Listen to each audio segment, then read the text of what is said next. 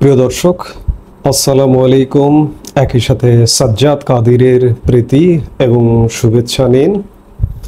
আমি এই মুহূর্তে আপনাদের সামনে কথা বলতে এসেছি।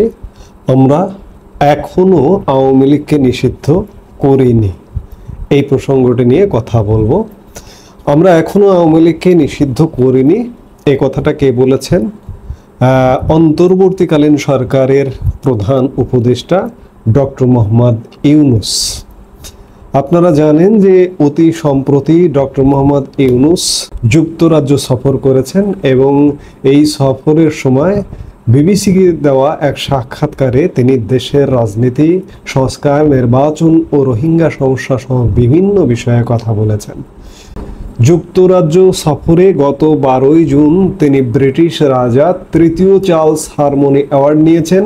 এই পুরস্কার নিতে যাওয়ার আগে বিবিসির সাংবাদিক রাজিনী বৈদ্যনাথন প্রধান উপদেষ্টা অধ্যাপক ইউনূসের সাক্ষাৎকার গ্রহণ করেন। এই সাক্ষাৎকারে ডক্টর মোহাম্মদ ইউনূসকে রোহিঙ্গা বিষয়ক প্রশ্ন করা হয় এবং আওয়ামী লীগ নিয়ে প্রশ্ন করা হয়। বিবিসির সাংবাদিক জিজ্ঞেস করেন, দেশের অনেক মানুষ এখনো আওয়ামী লীগকে সমর্থন করে। ডক্টর ইউনূস বলেন, তাদের সিদ্ধান্ত নিতে দিন, তারা ভোট দিতে চায় কিনা। বিবিসি আবারও প্রশ্ন করেন, তারা আওয়ামী লীগের প্রার্থীকে ভোট দিতে পারবে না। ডক্টর ইউনূস বলেন, যতক্ষণ পর্যন্ত তারা ভোটার, তাদের ভোট দেওয়ার স্বাধীনতা আছে। বিবিসি আবারও প্রশ্ন করেন, কিন্তু আওয়ামী লীগের প্রার্থীকে নয়, যদি না আওয়ামী লীগকে অংশগ্রহণ করতে দেওয়া হয়। ডক্টর ইউনূস আবারও বলেন, আমরা এখনো আওয়ামী লীগকে নিষিদ্ধ করিনি। বিবিসি আবারও প্রশ্ন করেন যে তাহলে আপনি বলছেন তারা আগামী নির্বাচনে অংশ নিতে পারবে? ডক্টর ইউনূস বলেন, না, আগে একটা বিষয় পরিষ্কার করি, আওয়ামী লীগকে নিষিদ্ধ করা হয়নি, তাদের কার্যক্রম সাময়িকভাবে নিষিদ্ধ করা হয়েছে। বিবিসি বলেন, যার মধ্যে নির্বাচন অন্তর্ভুক্ত।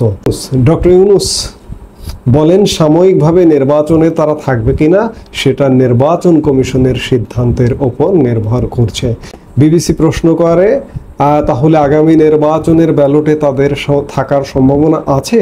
ডক্টর ইউনূস আবারও বলেন যে, আবারও বলছি, এটা নির্বাচন কমিশনের সিদ্ধান্তের বিষয়। এই সাক্ষাৎকারে একটি জিনিস পরিষ্কার যে ডক্টর মোহাম্মদ ইউনূস এখনো পর্যন্ত দ্বিধান্বিত।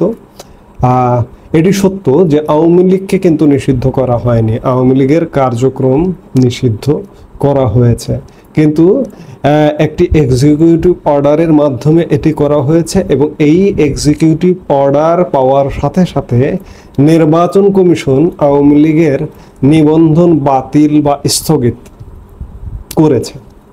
সেক্ষেত্রে খুব সহসায় এই বিদ্যমান ব্যবস্থা যদি থাকে, তাহলে আগামী নির্বাচনে আওয়ামী লীগের অংশগ্রহণটা অনিশ্চিত। ডক্টর ইউনূস আসলে কি বলতে চাইছেন, কি করতে চাইছেন? তিনি কি চোর পুলিশ খেলতে চাইছেন? চোর পুলিশ যদি নাই খেলতে চাইবেন, তাহলে তিনি এক প্রকার এটিকে যদি বলেন যে হাত পা বেঁধে একজন মানুষকে একটা নদীতে বা একটা পুকুরে বা একটা সুইমিং পুলে ফেলে দিয়ে বলা হচ্ছে যে তুমি সাঁতার কাটো। আওয়ামী লীগের অবস্থাটা কিন্তু ঠিক তেমনটাই করা হয়েছে। কিন্তু ভাই, আওয়ামী লীগেরও এই ক্ষমতা কিন্তু আছে যে আপনি হাত পা বেঁধে নদীতে, পুকুরে, সুইমিং পুলে ফেলে বলবেন যে সাঁতার কাটো। আওয়ামী লীগ কিন্তু এই হাত পা বাঁধা খুলতে পারে, খুলবার মতো ক্ষমতা আছে এবং দেশের অবস্থা, দেশের পরিস্থিতি সেদিকেই যাচ্ছে। সেদিকে যাবার দরুন আওয়ামী লীগ কাউকে লাগবে না, আওয়ামী লীগ নিজেরাই তাদের হাত পা বাঁধা খুলে ফেলবে। সেদিন হয়তো আর খুব বেশি দূরে নয়, কাছাকাছি। কারণ ডক্টর মোহাম্মদ ইউনূসের অন্তর্বর্তীকালীন সরকার একের পর এক গর্ত খুঁড়ছে এবং এই গর্তে ডক্টর মোহাম্মদ ইউনূসের সরকারই পড়ে যাবে, আওয়ামী লীগ ঠিকই উঠে দাঁড়াবে। আর doctor Mohammad Yunus swimming pool, পুকুর বা নদী তো দূরের কথা, একটা চোরা বালিতে আটকে যাবে, একটা গর্তে পড়ে যাবে। কাজেই ডক্টর মোহাম্মদ ইউনূস বলছেন যে আওয়ামী লীগকে আমরা নিষিদ্ধ করিনি, ইটস ট্রু, আওয়ামী লীগকে নিষিদ্ধ করেননি, আওয়ামী লীগের কার্যক্রমকে নিষিদ্ধ করেছেন। আর এই কার্যক্রমকে নিষিদ্ধ করবার অস্ত্রটিকে নিয়ে নির্বাচন কমিশন আওয়ামী লীগের নিবন্ধন বাতিল করেছে। এই এক প্রকার চোর পুলিশ খেলার মতো অবস্থা। এই অবস্থা থাকবে না, এই অবস্থার অবসান ঘটবে। ডক্টর মোহাম্মদ ইউনূস মুখ দিয়ে যেটি উচ্চারণ করেছেন যে আমরা আওয়ামী লীগকে নিষিদ্ধ করিনি, আওয়ামী লীগকে আসলে নিষিদ্ধ করতে পারবেন না, নিষিদ্ধ করবার ক্ষমতা নেই। এই মুহূর্তে এই সরকারের আমলে যে ঘটনাগুলো ঘটছে, আসলে কি ঘটছে সরকার নিজেও হয়তো বলতে পারে না, তেমন ঘটনাই ঘটছে। এই ঘটনার অবসান হবে শীঘ্রই। এই মুহূর্তে এ পর্যন্তই। সবাই ভালো থাকুন, সুস্থ থাকুন। আমাদের ভিডিওগুলো নিয়মিত পেতে সাবস্ক্রাইব করুন Sajjad Kadir and the legends YouTube channel এবং লাইক, কমেন্ট, শেয়ার করে সাথে থাকুন।